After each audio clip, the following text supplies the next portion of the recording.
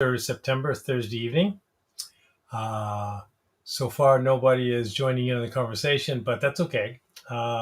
This will be recorded and archived, so people who wish to view it at their leisure, that's fine. I thought that I'd talk about a subject that is near to my heart. It's not so near my heart, actually, it's quite a distance from the heart, but it has a lot to do with conditioning the heart and the circulatory system, and that's your knee joint. So, way back in 1973, Dr. Kenneth Cooper came out with his book Aerobics, and at the time, and still, one of the first comprehensive volumes about aerobic conditioning. And it didn't matter what you did, whether it was rope skipping or swimming or bicycling or whatever, but it was how you did it and how long you did it. And he discussed and put forth intensities based on a scale developed by the International Physiological Institute, or I should say association, about levels of intensity to enhance certain aspects of the cardiopulmonary system. So, as a result, he launched effectively a jogging boom.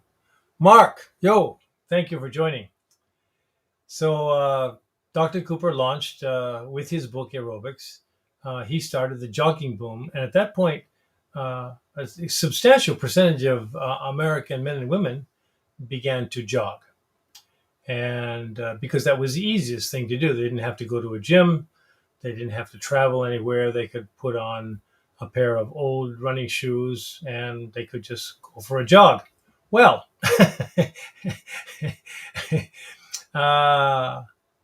so no attention was paid to what we talk about thermoregulation. No attention was paid to the type of shoes that you wore, the cushioning effect. No attention was paid to levels of intensity, how much was too much, how much was too little, what kind. None of that. That all came later on.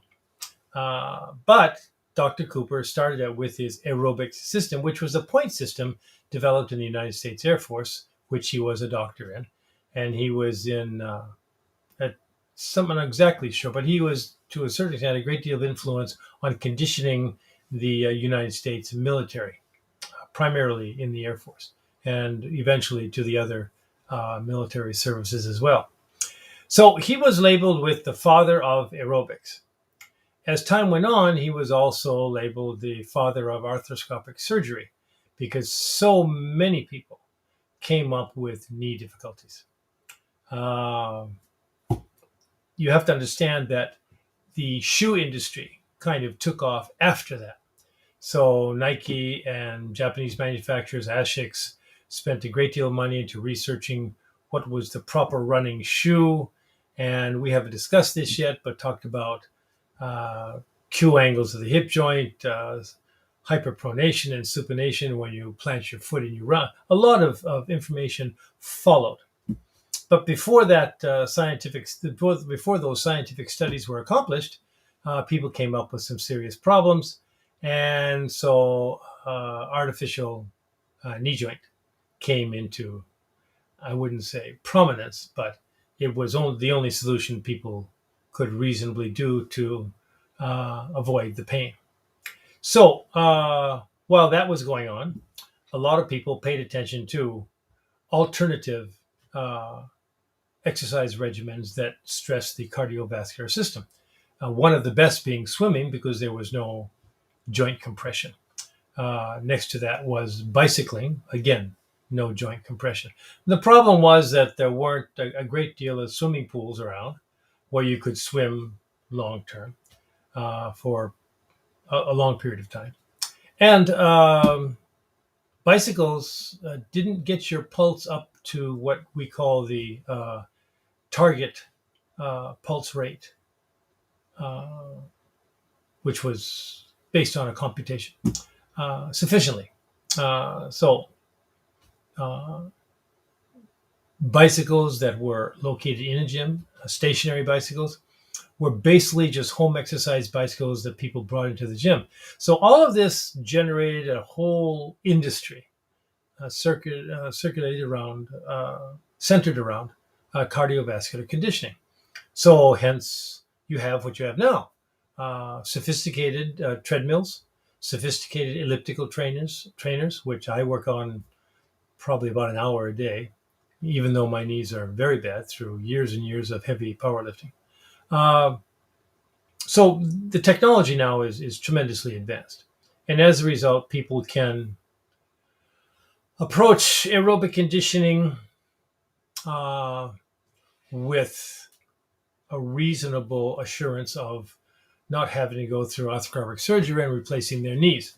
However, there are things that any of the people who are listening or people who will look at this later on should be aware of, is how is the structure of the knee affected by cardiovascular conditioning, and what should you be aware of. So in a few minutes, I'll put up a chart about structure of the knee, which I hope doesn't put you to sleep, but it's a good thing to at least be aware of. So what shouldn't you do? Well, the first thing, I feel that if you weigh over 80 kilograms of body weight, which is basically about 180 to 200 pounds, you shouldn't run at all. Period. Flat out. You just shouldn't run. The amount of compression the knee joint endures while you're running is significant. The faster you run, the more compression, the more wear and tear in your meniscus. If you're involved in any athletic event where you are changing direction radically, or you're in an unstable environment, like you're on a boat trying to do casting, like Mark does, you need to be aware of how to stabilize the knee and what contributes to that. So let me try and enlighten those who will listen to this and who are listening now. Anytime that you either run or you lift a weight, you have to understand that it's not just the weight that you're using that comes into consideration. It is all the weight that lies on your knees from your knees up. So if you are 80 kilos, that's probably about between 65 and 70 kilos already on your knee. So what can you do? The first thing you can do is, if you exercise, you spend a great deal of money on the proper shoe. And running shoes are built with a great deal of shock absorption, and that's fine. Lately, a type of interval training has been suggested for people who don't have the time to spend 30 to 45 minutes a day doing jogging aerobic exercise. The trouble with interval training is you have to run very fast as you can, for 3 to 5 minutes, and then you rest for 3 to 5 minutes, and you continue that for 4 to 5, between 3 and 5 sets. And it is true, you get some cardiovascular benefit, but your knees take a beating, and eventually you will pay the price, I believe. I have done everything that you could possibly do to injure your knees. Heavy squats, heavy powerlifting. I've run marathons. I've taught aerobics. I've done martial arts, which involve turning and twisting and well, everything you can do. Fortunately, the only thing that I feel has prevented me from having artificial knee operation is the fact that I have strengthened the quadriceps and increased the stability of the knee. So even though I subjected to a great deal of punishment that it's not intended to endure, I can still, even though I have some discomfort, I can still function properly. And I still continue to train my legs so that it doesn't progress any further than it has already. So without further ado, I think we should look and see how the knee is structured and what points you have to be aware of, and how you increase stability in the knee. So I'm a little bit new at this. So I think if I share my screen with you, you will be able to see this little device,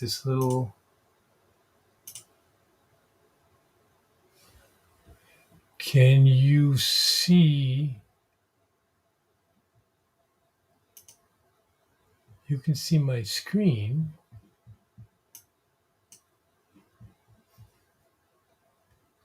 but can you see, I don't think you can.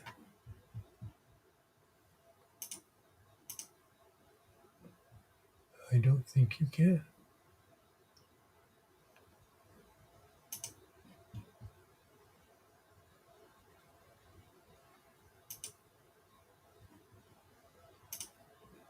Let me try this again.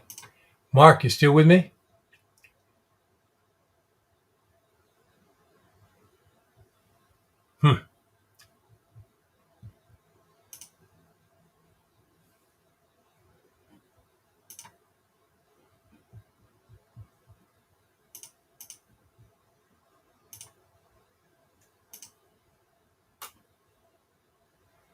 Okay, Mark, stick with me here. I've got this picture, but I don't seem to be able to get it to share so that you can see it as well.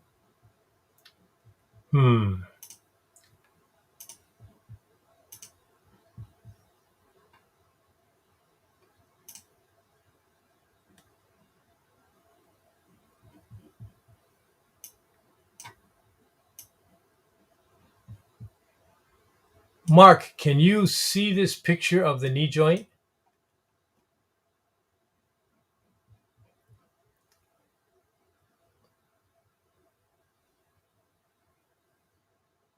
It's a very good picture, but I don't know if people can see it. No, didn't think so. Okay, well, let's see about this.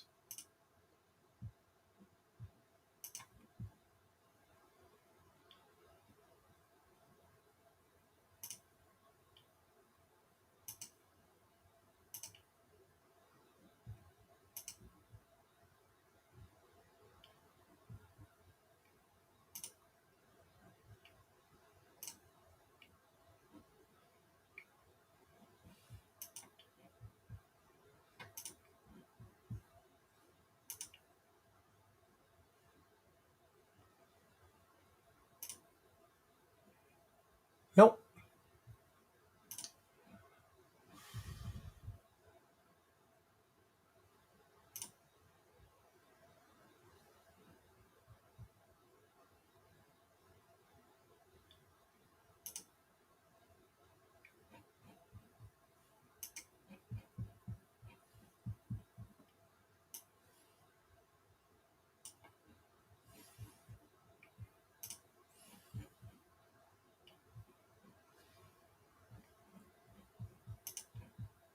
I'll get there.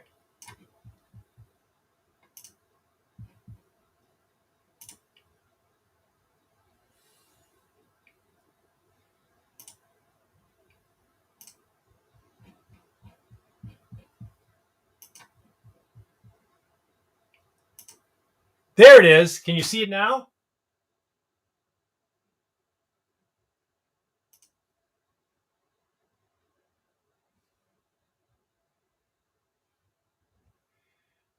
Mark, still with me?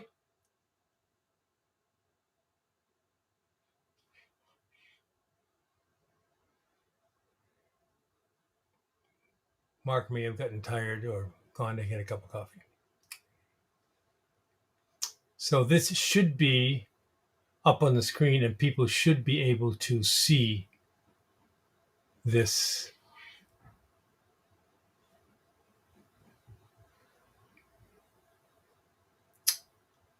Okay, good. Wow.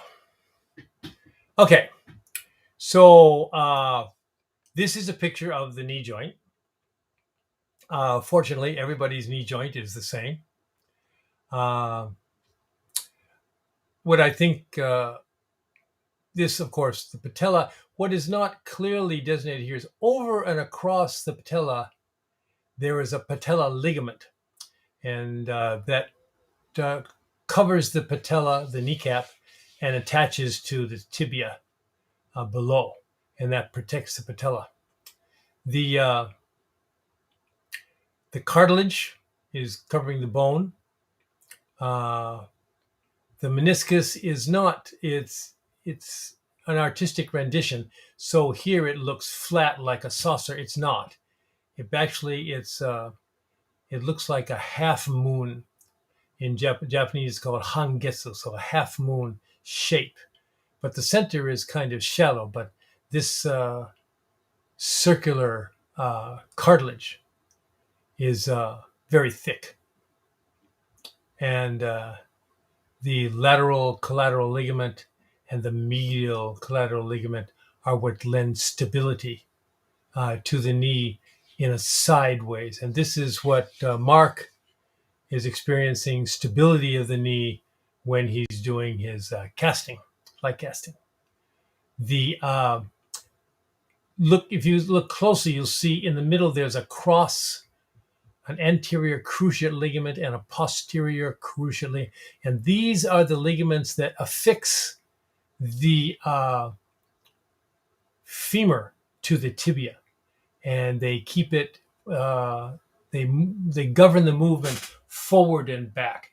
So many athletes will tear these posterior and anterior cruciate ligaments through excessive movement. This is one of the reasons why when you do a squat movement, you never let the knee protrude over your toes when you're dropping down into a squat, because it stresses the cruciate ligaments to the point where they will,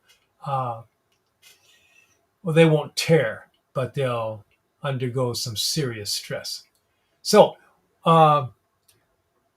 at the top, you'll see the quadriceps, and that's the four-prong muscle of the upper leg, and the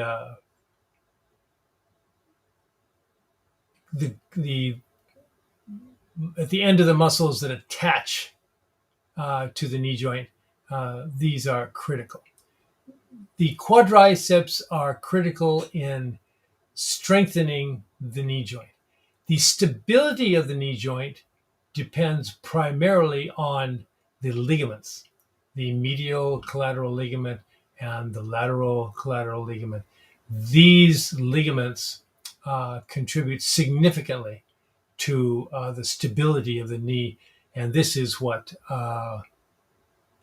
Mark especially should be aware of. So I want everybody who's listening to understand that muscles are primarily, the role of muscles is primarily to move the joint, to move the bones and perform movement, the function of movement. But stability of the knee joint depends to a great deal on the collateral ligaments on the inside and outside of the knee joint, as well as the cruciate ligaments. So what happens when you run is that the knee joint is extended, and pressure coming down on these meniscus discs-like structures here gradually get worn away. Now, when the meniscus starts to get worn away, then what they call the articular cartilage. This is the cartilage. It's a cushioning type of material that covers the bottom part of the femur and the upper part of the tibia. Both of those bones are covered by the cartilage, thick cartilage. Well, when the meniscus gets worn away, the only thing that's preventing bone on bone and basically a chronic inflammation and discomfort is the articular cartilage. So when that gets worn away, then you have serious problems. Not only that, but if you look closely at the meniscus, not only is it a cushion, but it's also a spacer. It maintains the space between the tibia and the femur. So this space in here is maintained by the thickness of the meniscus. So if that gets worn away, then the tension on the lateral collateral ligament and the medial collateral ligament, the tension gets reduced. And that means that your joint becomes increasingly unstable. And, well, it probably won't dislocate, but it will, it can partially misalign, I think is probably the best word for it. When I had some serious problems. There was a point where if I laid on my side, the top leg after a while would just kind of fall out of joint. And then I kind of pop it back in and turn to my other side. And then the other top leg would kind of slip out of joint. Not seriously, but just enough to cause some discomfort. So the role of the quadricep, besides moving the joint, is helping to maintain the distance between the femur and the tibia so that the wear and tear is minimized. And it reduces the compression in a relaxed state and also reduces the compression when you are exercising on it. So knee strengthening requires that you strengthen the, you strengthen the quadriceps by doing things like leg extensions. And in this picture, you can't see the hamstring muscles as well because they balance off the contractile capacity of the quadriceps. But also strengthening the ligaments, the medial and lateral collateral ligaments on the side of the joint.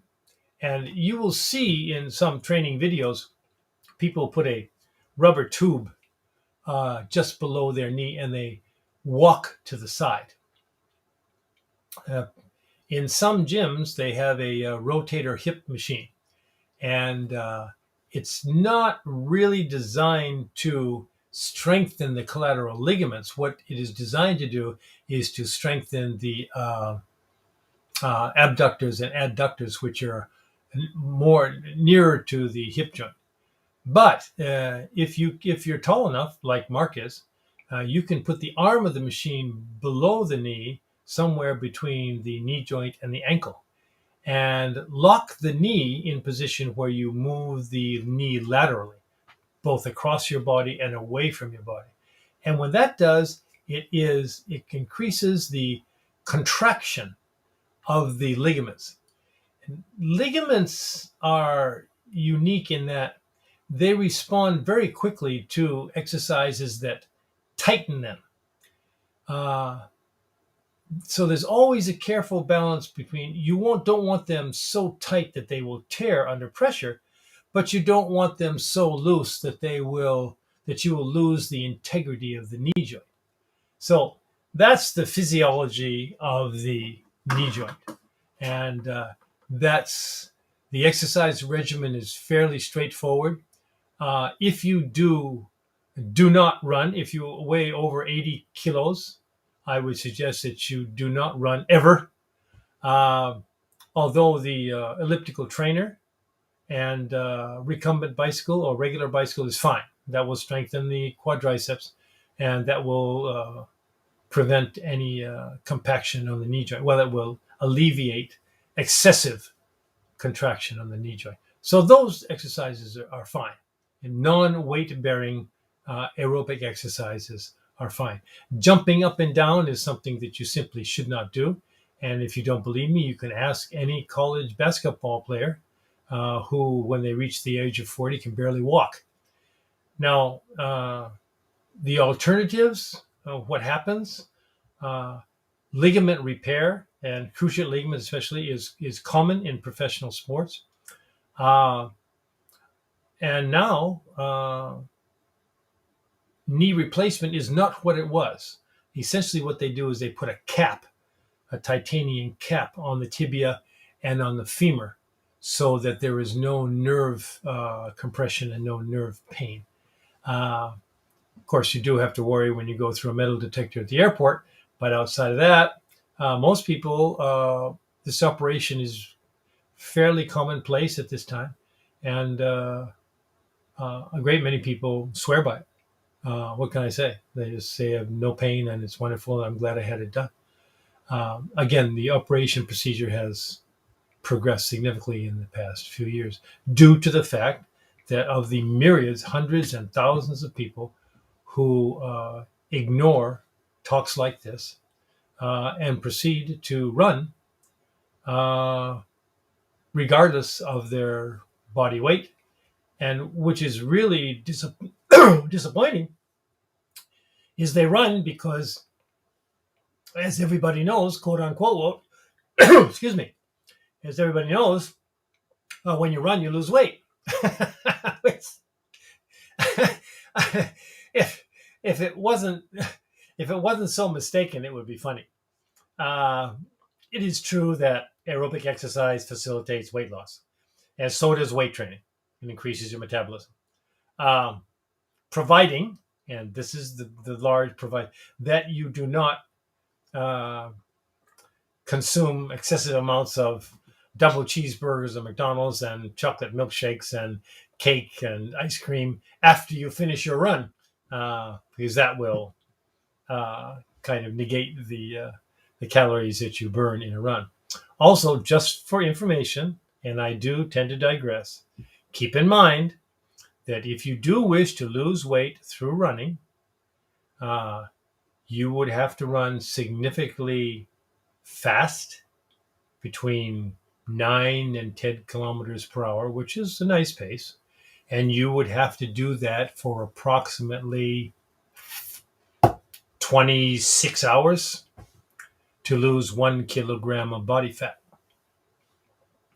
Most people do not understand that because after an hour on the treadmill, regardless of the damage to their knees, or even if they've taken precautions, they say, well, I've dropped 1 kilogram of weight. Well, you have, but it's about 90% water, not body fat. So keep in mind, exercise, weight training, aerobic exercises will help, but it will not help without paying attention to diet and abstaining from alcohol, because that lowers your metabolism. Enough about that, because we covered weight loss in a previous issue, and I don't want to digress too much. There's still a lot to say about this. So what is a correct methodology to train your knee so you don't have problems? Number one, you avoid compression exercises. If you do squats, do it with a weight that allows you to do 15 repetitions or more, so the compression is minimal. If you train the legs, as well as when you train the legs, squats, you don't have to go deep, but so that your thighs are parallel to the floor is fine, that your knee does not extend over your toes, and you do that for 15 repetitions for 3 to 4 sets for 2 to 3 times a week, you should be fine. If you cannot do squats and you find that your legs are not sufficiently strong to do it correctly, there are devices that will take up the burden of your weight. So you can, like, for example, leg presses, which I do. And I do it with a fraction of my body weight, probably only about 25 or 30 kilos. And I do it for sets of 25. And that strengthens my quadriceps. And leg extensions, where you extend the leg, and that strengthens the quadriceps. And that will raise the tension of the quadriceps, and that will also assist in alleviating compression on the meniscus. To stabilize the knee in lateral movements, moving to the side, changing direction, the hip rotating machine is one option, but not a lot of gyms have them. What you can do is you can take a rubber tubing and make it relatively tight. So put your legs together, put the rubber tube just below your knee, and then walk to the side, to the right and to the left. And that will strengthen the lateral collateral ligaments. and also the medial collateral ligaments, because you're placing the joint under stress. So the joint will tend to want to separate in that movement, but if you hold the joint in place, the ligaments will take up the slack and they will improve their contractile capacity. So that's the training regimen. Uh, Leg press, not dropping your hips below parallel, not having your knees past your toes, leg extensions, leg curls, stick with sets of 12 to 15 repetitions. Um, Abductor and adductor muscles are a good idea if you have the machine. They will, to a certain degree, strengthen your knee and help to stabilize the knee. And these side walkings with tubes or with a rotating hip machine, same thing, 15 repetitions with a moderate weight for 3 to 4 sets. And that should take care of it. Twice a week should be sufficient. If you're just beginning, start out with one set of all those. So leg press, extension, curls, leg curls, side walking, walking to the side with a tube, those kind of things. So one set is fine, and then gradually increase. Too much is not a good idea. Too little is not a good idea. When you stretch the knee, keep in mind you're stretching the quadriceps. You do not want to stretch the cruciate ligaments or the medial or lateral collateral ligaments. You do not want to stretch them. So the hurdler's stretch, where one leg is extended and the other leg is bent, not under you, but to the side. And then you lean back until the tension in your quadriceps is felt. And that will stretch your quadriceps and without stretching your ligaments. I see and I shudder when I see people doing the Japanese sitting down seiza, and then they throw themselves back. So both their knees are bent under them, which is probably almost as bad as being 150 kilos and running. But many people are just simply not aware of it. And that's why we do this broadcast. So that's the idea. What other things should you be aware of? Try and avoid as much as possible turning sharply if you're involved in even a casual game of squash, racquetball, basketball with old friends kind of thing. Jumping, volleyball, jumping up and down is just probably one of the worst things you can do. Changing direction and jumping are two of the worst things that you can do for your knee. And pay attention to the shoes that you're wearing, even when you're in the gym or even you're in when you're doing an elliptical trainer or the bicycle. Even though there's not a chance that your knees will come under any kind of compression, do it anyways. It's better to err on the side of caution, and perhaps I'm being excessive. But I have seen people who have to walk backwards downhill because they played basketball when they were in college and now they're 45 and they can barely walk. And that person's only choice was an operation.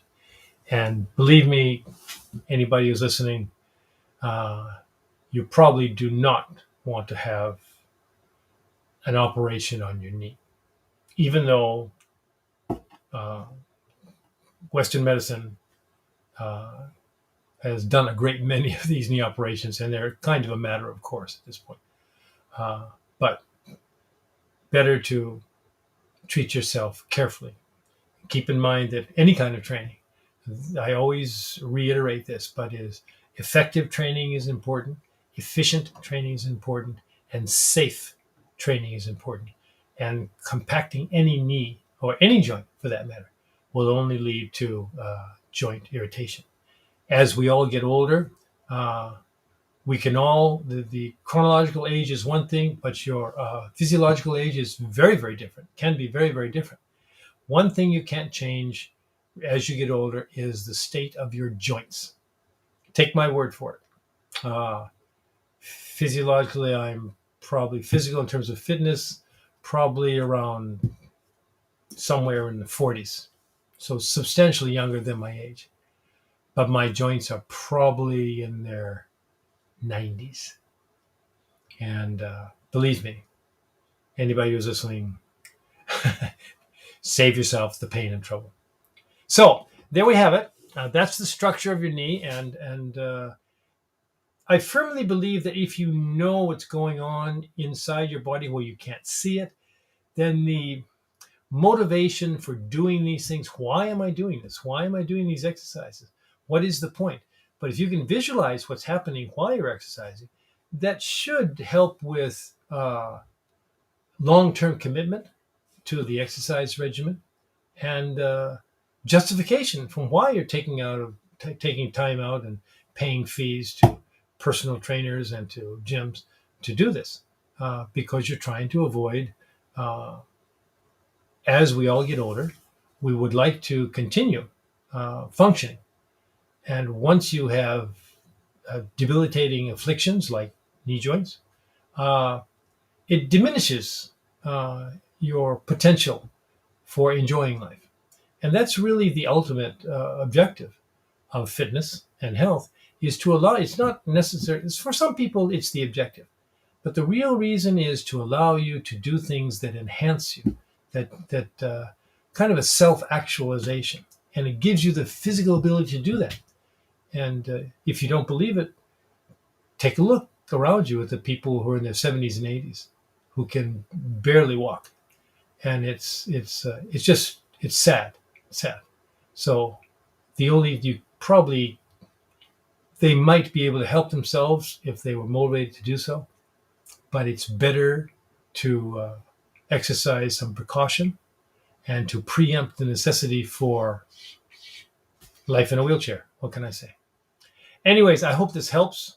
The objective of Kenko Dojo is to give you information that will empower you to understand what you're doing, to relate to what you're doing, and to give you the motivation to continue to do it for your entire life. The single best thing you can do to preserve your quality life would be to exercise on a regular basis. And more authorities are coming to the same conclusion. And lately, it's been muscular conditioning. Cardiovascular conditioning is important, yes, no doubt about it. But if you can't move those joints, if you don't have the muscular strength, you can't even get to the stage where you can do any cardiovascular conditioning. So keep that in mind. Stay healthy. Take care of your joints. If you have any joint pain, or if you have pain in your joints when you're doing exercise, stop. Don't proceed with the exercise. There are literally about 16,000 exercises that you can choose from. And that includes all the variations. I tracked it once. It's just a tremendous amount. You can always do something. So I wish you all the luck in the world, and I hope that you find this instructive and empowering. And I hope people will take a look at it and perhaps benefit from it. So like that. So with that, I will say good night. And Mark, I'll see you tomorrow morning. And if anybody else is listening, please take a look. This will be archived, and share with somebody who might need the help. Thank you very much. Good night. Good night, Mark.